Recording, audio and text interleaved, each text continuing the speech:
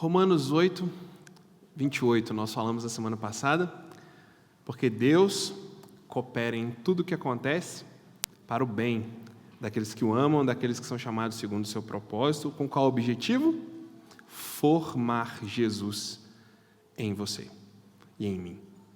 Nós aprendemos que Deus está no meio de tudo que está acontecendo, seja bom, seja ruim, seja difícil, seja fácil, Deus está ali, de alguma maneira, moldando nossas vidas para que nos tornemos mais parecidos com Jesus.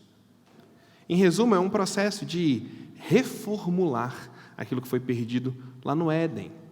A imagem que o ser humano tinha de Deus, que foi manchada, que foi perdida, sendo recuperada enquanto a vida acontece.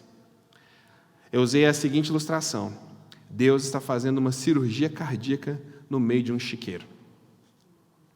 Num mundo completamente em oposição à santidade, à bondade, à imagem de Jesus, Deus está trabalhando, apesar de tudo o que acontece, para promover uma diferença e uma mudança em nosso coração. Só que nós vimos isso de uma perspectiva muito passiva. Está acontecendo, está vindo, vai servir, vai funcionar, mas nós olhamos na semana passada, única e exclusivamente como receptores disso. Está acontecendo e eu só vou como um toco carregado pela enxurrada, aproveitando o caminho.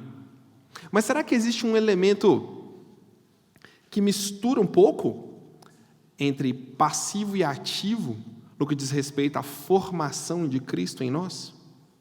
É isso que nós vamos tentar responder hoje na nossa mensagem. Porque quando a gente fala de formação espiritual, nós estamos falando de caminhada e vida cristã.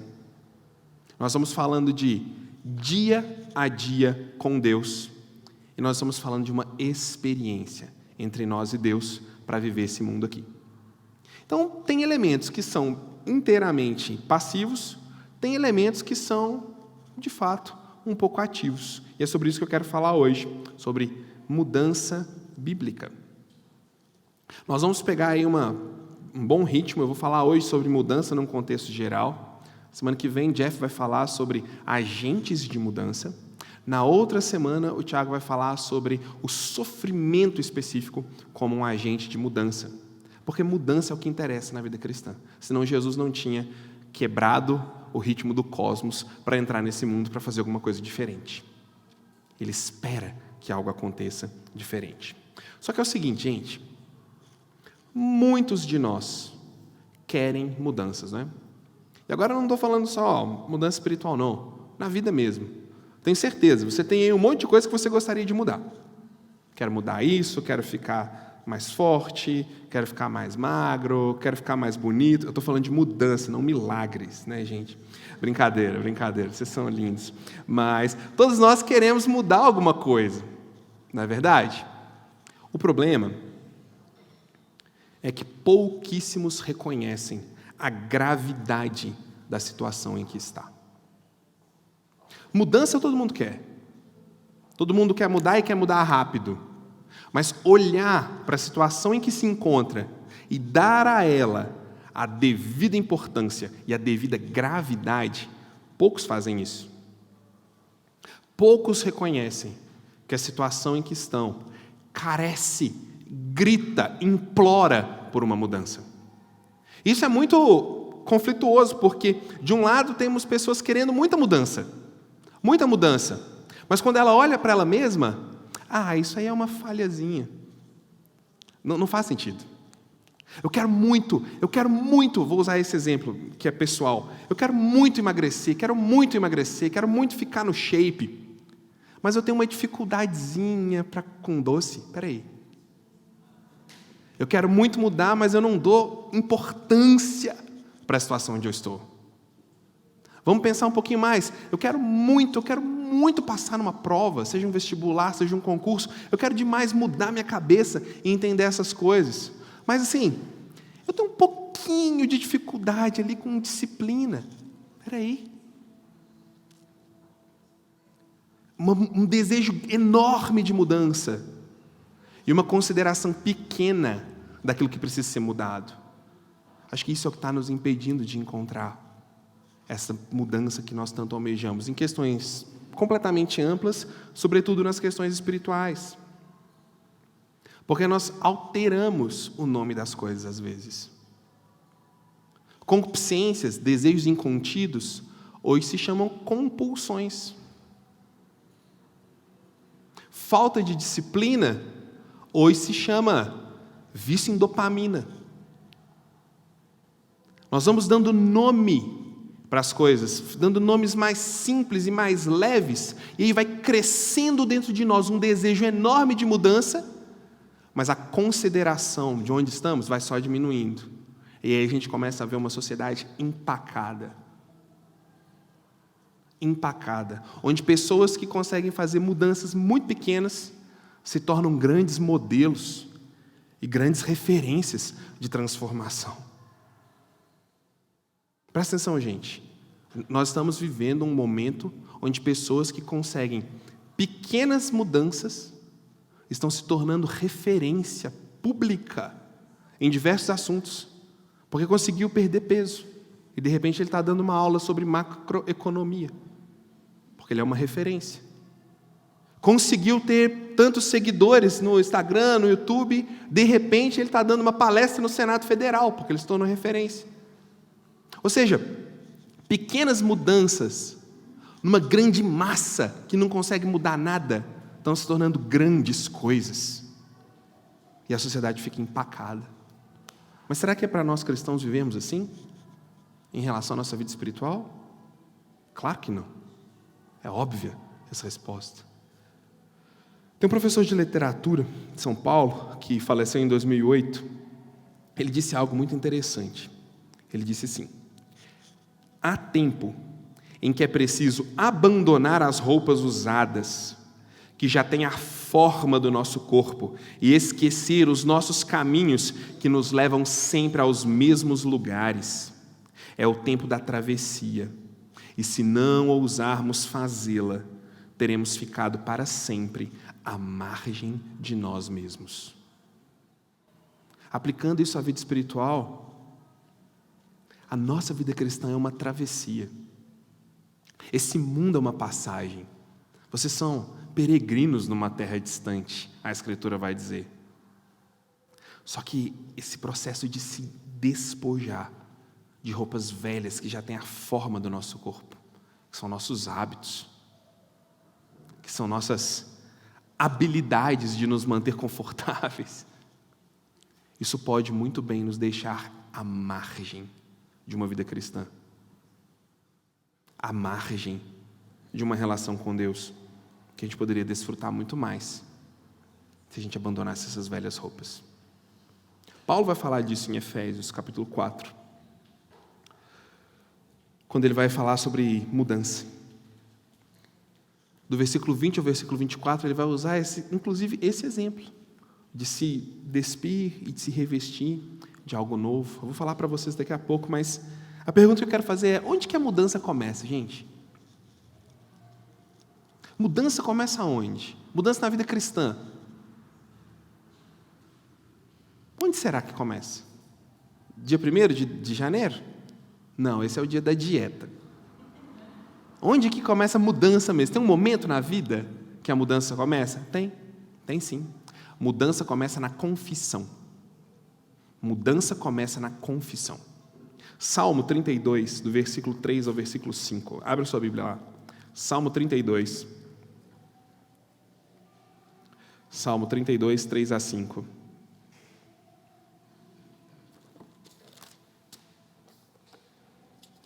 Salmo 32.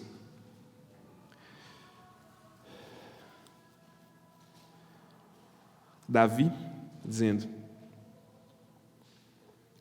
Vou começar no versículo 1, porque vai ficar mais interessante.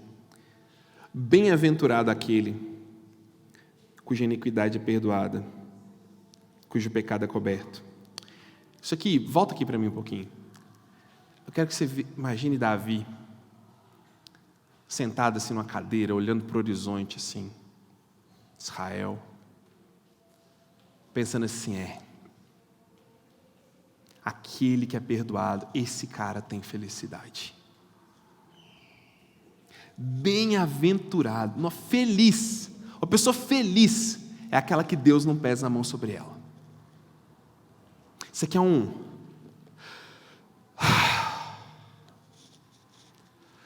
feliz. É feliz, felicidade está em alguém que Deus não bota a mão. Sabe por quê?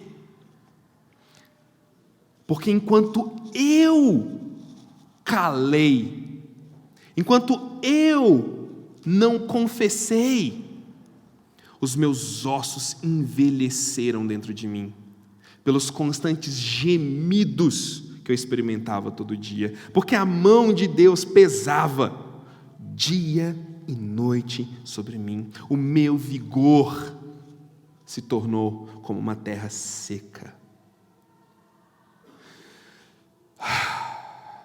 Confessei-te o meu pecado, e a minha iniquidade não mais ocultei. Eu disse: confessarei ao Senhor as minhas transgressões, e tu perdoaste as minhas iniquidades, o meu pecado. Davi está dizendo: feliz é aquele que não tem a mão de Deus pesando sobre ele. Porque ocultar, guardar, fingir que não era comigo, foi o pior caminho. Enquanto eu me calei, ele diz, os meus ossos envelheceram.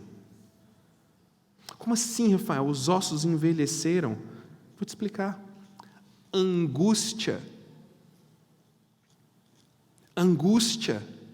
sentir as suas forças indo embora, sentir seu vigor desaparecendo, sentir algo dentro de você te consumindo, que você não sabe de onde vem, mas aquilo tira a sua angústia, a sua força de viver. Davi está falando, é como se meu osso estivesse apodrecendo dentro de mim, eu não sei o que está acontecendo. E aí ele descobriu, é porque ele não confessava. A tua mão pesava sobre mim dia e noite. O que significa isso? É culpa. Diante da santidade de Deus, não há pecado que possa ser ocultado, que possa ser escondido. Ele é revelado. E a mão de Deus pesava sobre ele. O que foi que eu fiz? Como é que eu pude chegar tão longe? Logo eu que cresci na igreja. Logo eu que conheço a Bíblia. Logo eu que tinha uma vida tão boa. Logo eu que leio a Bíblia todo dia. Logo eu que tenho uma esposa, um marido tão bom. Logo eu, por quê? Culpa. Enquanto ele se calou, ele diz, o meu vigor secou. Ele perdeu a motivação de viver. Ele continuou no automático. Ele continuou seguindo porque ele não tinha escolha, mas a motivação foi embora. Para que eu vou sentir que eu vou fazer isso? Para que eu vou continuar? Olha onde eu estou. Olha onde eu vim parar. Eu estou me sentindo podre por dentro, estou me sentindo angustiado. O meu pecado está diante de mim, a culpa está pesando sobre mim. O que eu estou fazendo nesse mundo? Não tem mais espaço para mim nesse mundo. Eu não tenho onde contribuir, eu não tenho mais onde celebrar. Davi estava morrendo. Ele estava morrendo enquanto ele não confessava. Mas quando ele confessou, no versículo 5, confessei todo o meu pecado e a minha iniquidade não mais ocultei. Tu, Senhor, perdoou a iniquidade do meu pecado. Quando ele soltou, quando ele confessou, como Paulo diz em Romanos, se com a tua boca confessares, quando ele confessou, ele foi perdoado. A culpa foi embora e o perdão invadiu a vida dele. Quando ele confessou, versículo 6, o ânimo dele foi renovado. Olha que legal, ele diz, sendo assim, uma vez que eu recebi o perdão, sendo assim, todo homem piedoso te fará súplicas em tempo de poder encontrar-te. Sendo assim, eu tenho agora motivação para falar com Deus, porque Ele vai me encontrar. Sendo assim, quando transbordarem muitas águas, não serei atingido. Ele está dizendo, eu estou pronto de novo, Porque eu sei que se eu falar com Deus, Ele vai me ouvir. E pode o mundo se virar contra mim, eu não vou parar. Isso é a frase de alguém motivado, né? Quando ele confessou, a motivação voltou. Ele teve o ânimo renovado. E ele teve também segurança e alegria. Tu és o meu esconderijo, tu me preservas da tribulação e me cercas de alegres cantos de livramento. Deus era um esconderijo para ele agora. Aquela angústia, aquele peso passou. Ele podia agora se ocultar em Deus, porque ele havia confessado. Mudança começa com confissão, com verdade.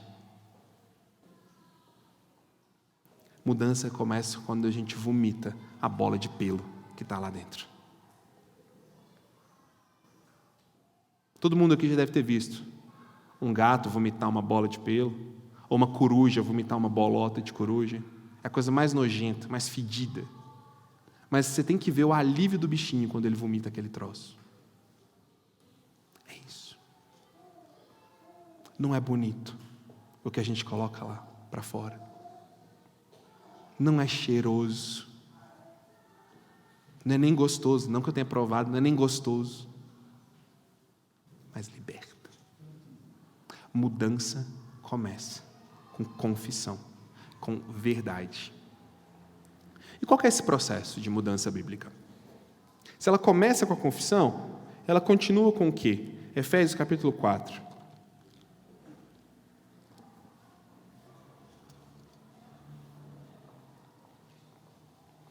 Efésios capítulo 4, versículo 20. Efésios 4, 20. Mas não foi assim que vocês aprenderam a Cristo. Se é que de fato vocês ouviram e nele foram instruídos, segundo é a verdade em Jesus. No sentido que, quanto ao trato passado, quanto à vida passada, vocês vos despojeis do velho homem, que se corrompe segundo as concupiscências do engano, e vos renoveis no espírito do vosso entendimento, e se revistam do novo homem, criado segundo Deus em justiça e retidão, procedentes da verdade. Mudança bíblica se resume em 3 palavras: despir, renovar e revestir. Grava essas 3 palavras: despir, renovar e revestir. Vamos dar um pulinho lá em Gênesis e lembrar o que aconteceu lá? Quando Adão e Eva pecam e eles sentem vergonha do próprio corpo, porque uma malícia se apossou deles, o que eles fazem? Eles costuraram, tá? Eles cozeram folhas de figueira e fizeram tangas para si, para tampar as próprias vergonhas.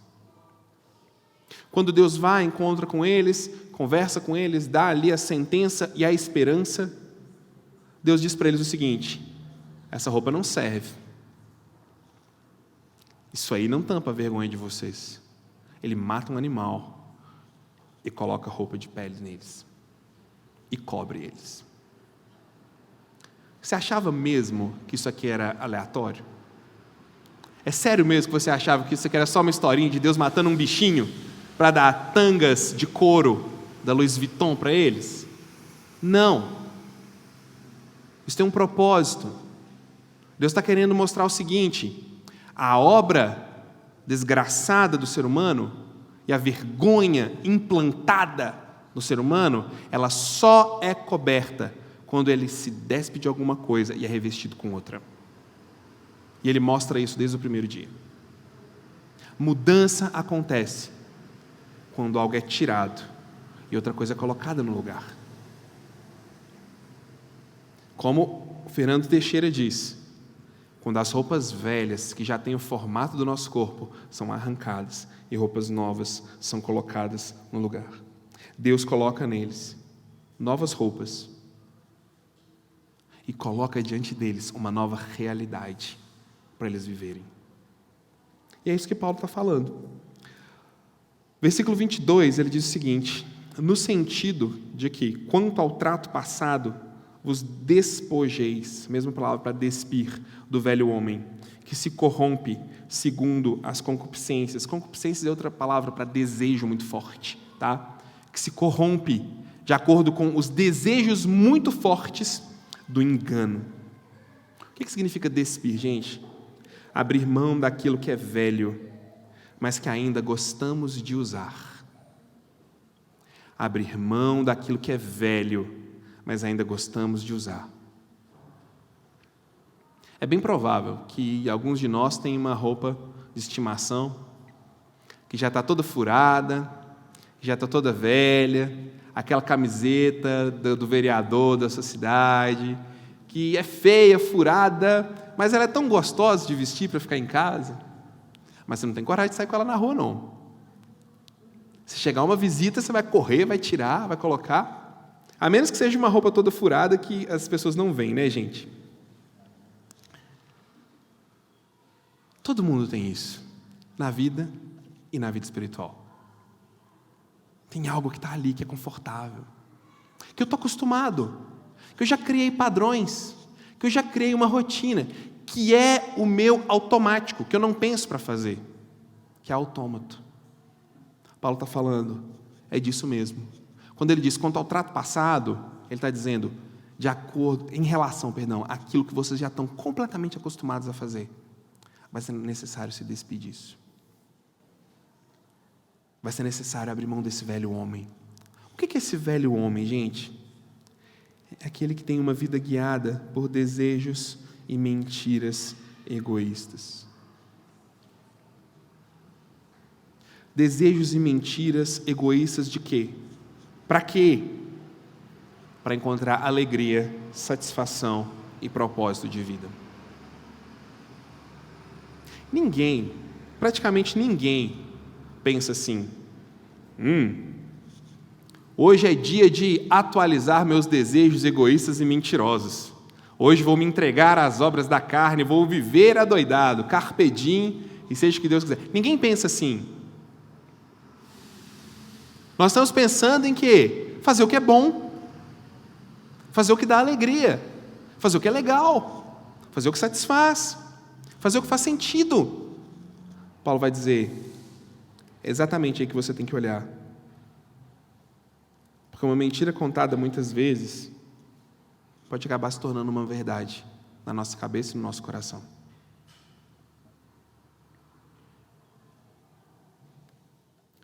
Gálatas, capítulo 5, do versículo 19 ao versículo 21. Paulo dá alguns exemplos sobre a vida do velho homem. Acho que vale a pena a gente ler. Gálatas 5, 19 a 21.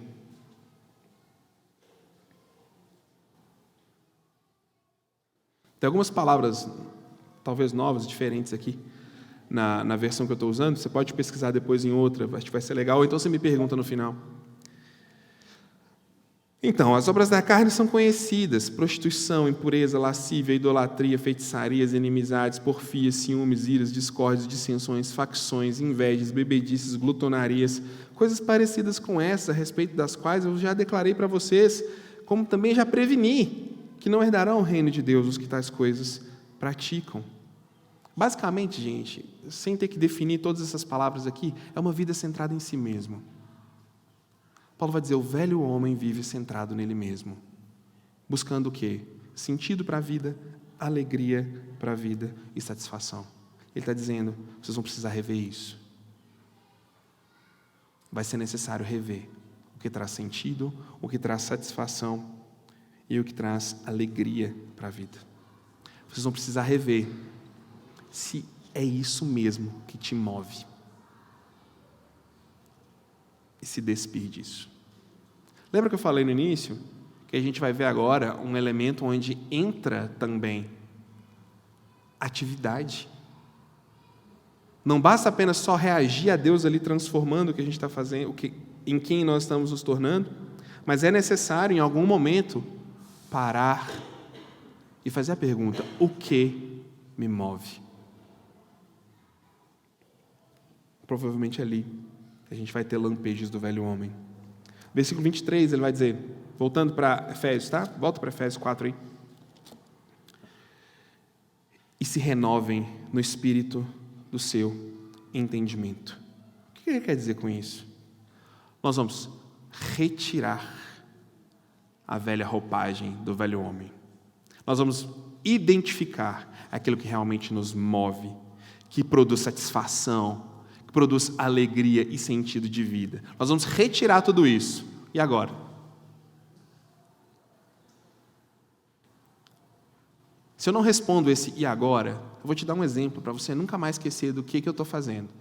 Você está andando pela rua e você está num dia muito solícito, você quer ajudar as pessoas, e você vê um morador de rua todo sujo.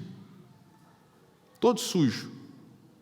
Você corre lá, não, você tem que se limpar, ajuda ele, tira toda aquela roupa dele, dá um banho nele e tal.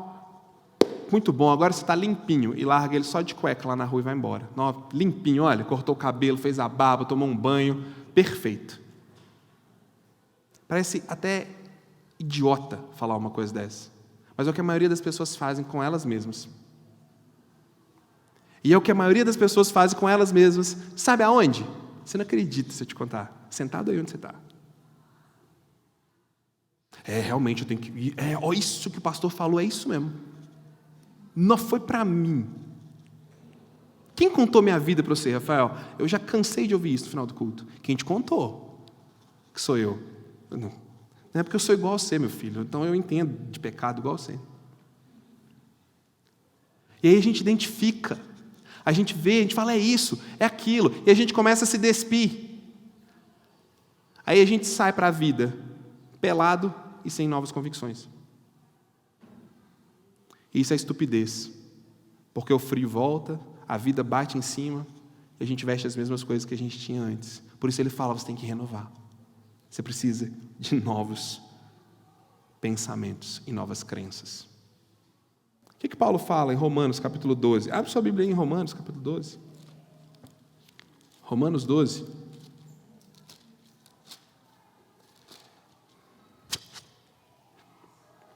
Versículo 1 e 2. Romanos 12, 1 e 2 fala assim: rogo-vos, pois. O que significa isso? Gente, é uma palavra diferente, talvez até para o pessoal que não é nativo brasileiro. O que significa rogo-vos? É quando você faz um pedido com muita intensidade e seriedade. Não é algo do tipo, você pode dar uma licencinha aqui para eu pegar um café? É diferente. É mais intenso. Porque está falando de algo que tem a ver com vida ou morte. Com algo que é realmente delimitador na vida. Então Paulo está dizendo, abre o olho, porque eu estou pedindo para vocês um negócio muito importante. O que é? Pela misericórdia de Deus, olha só. Eu estou rogando, implorando, chamando a atenção de vocês, pedindo que vocês pensem nisso, considerando o quê? O tamanho da misericórdia de Deus. O que Paulo está dizendo para eles? Na hora de vocês refletirem, se vocês vão fazer isso aqui ou não, reflitam lembrando do tanto de misericórdia que Deus teve com você. É uma coisa séria ou não? Em outras palavras, ele está dizendo, faça isso lembrando que alguém morreu por você, cara. Pense nisso aqui, lembrando que o sangue de alguém foi derramado por você. Pense nisso aqui, lembrando que o corpo de alguém foi destruído por você. Isso é muito sério. É isso que ele está dizendo. E o que ele vai falar na sequência? Apresentem o seu corpo como sacrifício vivo, santo e agradável a Deus, que é o vosso culto racional. A gente pode voltar nesse texto depois para explicar todo, mas por que ele diz que apresentem o seu corpo como sacrifício vivo, santo e agradável a Deus? Porque é no corpo que a gente experimenta intelectualmente e sensorialmente toda a nossa busca de sentido, de alegria e satisfação na vida. Em outras palavras, ele está dizendo, não coloque o seu corpo a serviço do velho homem, mas apresente o seu corpo como um sacrifício vivo a Deus. Faça isso, se apresente a Deus. Não se conforme. Não se conforme com o que está ao seu redor. Não se conforme com as convicções que são enfiadas na sua cabeça sem você perceber. Pense sobre elas. Pelas misericórdias de Deus, pense sobre elas, considerando o que Jesus fez por você. E sejam transformados pela renovação do quê? Da mente. Nós nos despimos do velho homem e somos renovados. Onde? Na mente. Novas crenças.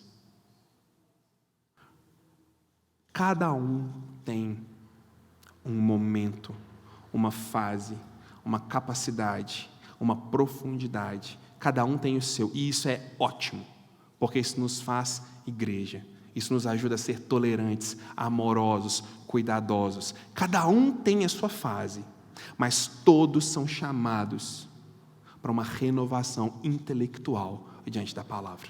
Senão Deus não tinha deixado um livro, Ele tinha feito um podcast. Não é à toa que existem grandes igrejas no mundo, que a missão deles de levar o evangelho acontece através da alfabetização. Alfabetizar o mundo para que eles conheçam a mensagem de Deus. Não é à toa que nós paramos para ouvir a palavra, porque a fé vem pela pregação. É necessário colocar novos elementos, novas crenças sobre Deus na nossa mente, constantemente, porque somos seres de crenças. Somos naturalmente seres de crenças. E as nossas crenças, elas aparecem. Elas aparecem, às vezes nem eu vejo, mas minhas crenças estão aparecendo. Você é a mesma coisa, porque são crenças. Nossas crenças profundas, elas são como respirar. Você não pensa, puxar, soltar. Você não fica pensando isso. Você não fica controlando, vai coração, né? Te dou uma ajuda aqui. Você não fica fazendo isso. É automático. Flui. E Paulo está dizendo, você tem que tirar alguma coisa ruim, tem que colocar coisa boa para dentro. A palavra. Tem um pastor, que ele já faleceu, o nome dele é Howard Hendricks. A gente ouviu alguns áudios dele recentemente nos grupos de liderança do discipulado, foi muito bom. E ele dizia algo. Eu concordo com ele 100%. Ele dizia o seguinte: profundidade espiritual e transformação em todas as áreas, sejam elas quais forem, elas só vão acontecer com leitura da palavra e oração, que frequentemente são as ações que eu mais negligencio. Não sei você, talvez você está um pouco diferente, mas são as que eu mais negligencio. Mas é ali que está a nossa verdadeira mudança. Quantas vezes você já procurou uma série de recursos, mas não foi na palavra? Não é para te criticar, não. Eu já fiz isso também. Mas isso mostra uma crença nossa. E o que Paulo diz é, você se renova pela mente, por um processo intelectual. Mas por quê? Hebreus capítulo 4, versículo 12. Porque a palavra de Deus é viva, eficaz, mais cortante do que qualquer espada de dois gumes, que penetra a ponto de dividir alma e espírito juntas, medulas, e é apta, capaz, para discernir pensamentos e propósitos do coração. Nós podemos ter muita sabedoria em nós mesmos, muitos dons em nós mesmos, muita intelectualidade teológica e da sua área em você mesmo. Mas o que tem poder para discernir é a palavra. E o que vai renovar, trazer novas crenças, é a palavra. Mas Paulo continua no versículo 24. Vamos voltar lá, Efésios 4, 24. E vos revistais do novo homem, criado segundo Deus, em justiça e retidão, que procedem de onde? Da verdade. Nos despimos do velho, nos arrependemos, confessamos e abrimos mão do velho. Entendemos o que é o novo. Entendemos a necessidade de algo novo, de novas crenças, de transformação. E por fim, usamos e aplicamos algo novo. Você sabia que daqui a 3 semanas, isso sendo muito otimista, você vai lembrar menos de 10% de tudo que eu falei aqui?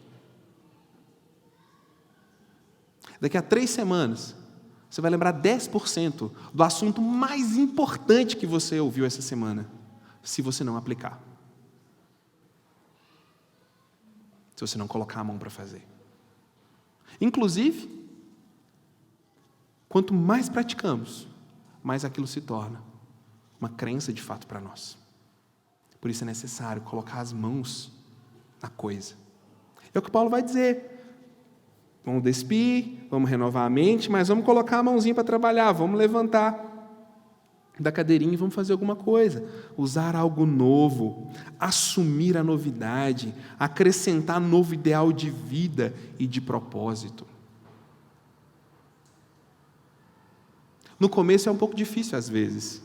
Sabe quando a gente já tem um sapato ali que está há muitos anos, que a gente usa, e ele é tão confortável, a gente já enfia o pé, ele calça sozinho assim, né? E tal, na hora de tirar, a gente só faz assim, ele já sai. Aí você compra um novo.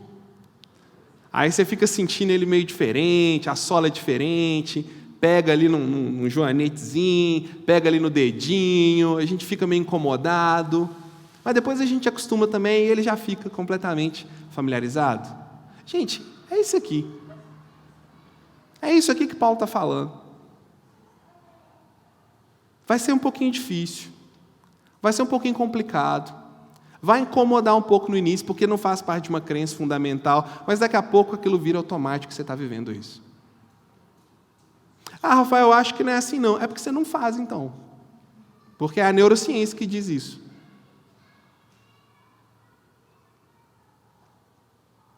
Mas tem um detalhe aqui muito importante. Usar algo novo, assumir a novidade, acrescentar novidade de vida e de propósito. Esse novo propósito, ele tem como referência o quê? Isso eu achei muito legal. Lembra que o velho homem, o que ele tem como referência? Desejo e mentira. A referência do velho homem é o desejo sendo manifesto. Eu quero satisfação, eu quero alegria, eu quero propósito de vida, e eu vou para onde meu nariz aponta. Efésios capítulo 2, 1-4. Éramos como mortos, indo na direção que o nosso nariz apontasse para satisfazer os nossos desejos. O novo homem, renovado, ele não age, tendo como referência desejo e mentira. Em primeiro lugar, versículo 24, ele é segundo Deus. Que vocês se revistam do novo homem criado segundo Deus. Que vocês se revistam, assumam a posição de que agora vocês estão sendo feitos novas criaturas. Segundo Deus e não segundo vocês mesmos. O que ele está fazendo aqui, gente? Reformando aquilo que o diabo e o pecado destruíram lá no Éden. Refazendo a imagem de Deus no homem. O novo homem é segundo Deus, não segundo ele mesmo. Ele reflete Deus. Ele reflete o Jesus que o salvou e não a si mesmo. Quais outras características desse novo homem? Que se revistam do novo homem criado segundo Deus como? Em justiça e retidão. É um novo homem que agora anda em bondade e equilíbrio. Bem-aventurados que têm fome e sede de justiça. Foi o nosso mestre que disse. Agora ele tem novos padrões. A justiça e a bondade de Deus, e não o próprio desejo, não o próprio instinto. E por último, em contraste com o velho homem, mais ainda, procedente da verdade. Ele vem da verdade. A verdade da palavra. Agora não é mais o sentimento dele, não é mais o desejo, não é mais o que ele acha, é a palavra. O novo homem age num drive completamente diferente.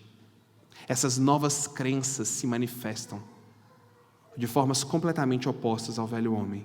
Elas se manifestam refletindo Deus, refletindo bondade e equilíbrio e completamente baseadas na palavra. E onde essa mudança é vista em primeiro lugar? Estou acabando, gente. Falta só mais 45 minutos. Onde essa mudança é vista? Vocês estão rindo, né? Onde essa mudança é vista em primeiro lugar? Na vida comunitária. Como assim, Rafael? Versículo 25 de Efésios 4. Presta atenção nisso. E que no sentido, versículo 22, né? Que sejam despojados do velho homem, renovados no entendimento, se revistam do novo. Versículo 25, olha isso aqui. Por isso. O que ele está dizendo? Gente, é o seguinte. Agora, o velho homem tem que ficar para trás. E tem que ser um processo intencional, viu? É intencional. Vocês já conhecem Cristo, olha o que ele diz lá. No sentido quanto ao trato passado. Vamos criar um paralelo aqui. Em relação ao que era, quero apresentar uma coisa nova para vocês. Que vocês se despojem, se renovem e se revistam. Por quê? Como assim, Paulo? Onde que eu vejo isso acontecer? Para que serve? É um processo único, eu e Deus? Não. Por isso, vocês vão ter algumas atitudes diferentes entre vocês. Por isso, deixando a mentira, fale cada um a verdade com o seu próximo, porque somos membros uns dos outros. Verdade com graça. Por quê? Porque somos membros uns dos outros. Verdade com graça. Por quê? Ninguém quer ferir a si mesmo. Olha que legal isso. Por que ele coloca somos membros uns dos outros? Quando ele diz abandone a mentira e fale a verdade. Porque a verdade tem que cuidar e não matar.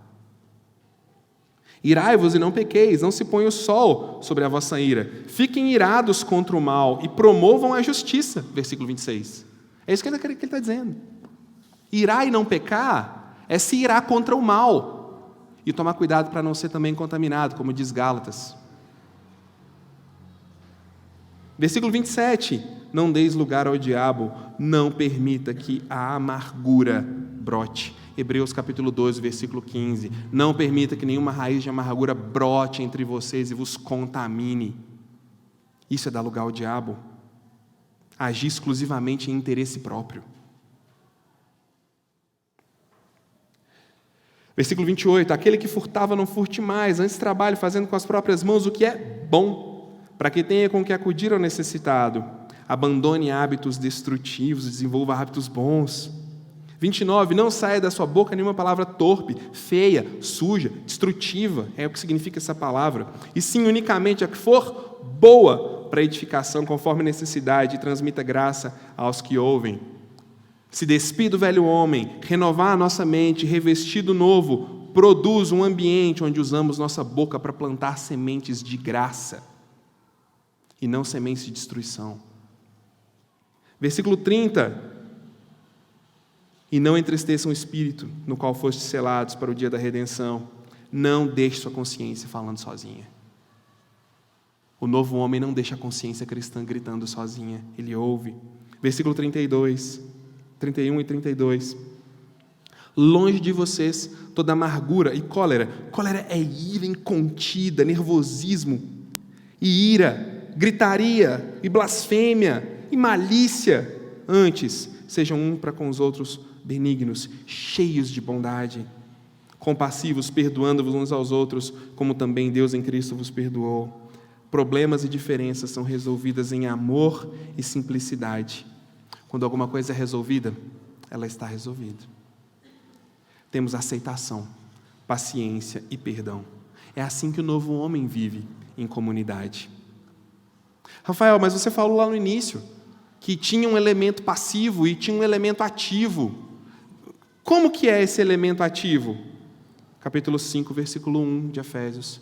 Sede, pois, meus imitadores, assim como também eu sou de Cristo. Quando nos empenhamos nesse processo, estamos intencionalmente imitando Jesus, que é justamente a pessoa a qual Deus usa como modelo para nos transformar. O novo homem é visto na comunidade. O novo homem é visto nas coisinhas da comunidade, nas dificuldades e picuinhas da comunidade que existe, independente de onde ela esteja. Mas é aqui também que a gente tem a grande oportunidade de imitar Jesus. Mudança bíblica acontece quando a gente imita Jesus. Ó Deus, te agradeço, porque o Senhor é bom, e a tua misericórdia dura para sempre. E a mudança que o Senhor quer produzir no meu coração e no coração de cada um aqui da tua igreja, ela não fica agendada para depois. O Senhor conclui. E é nessa confiança que eu oro em teu nome. Amém.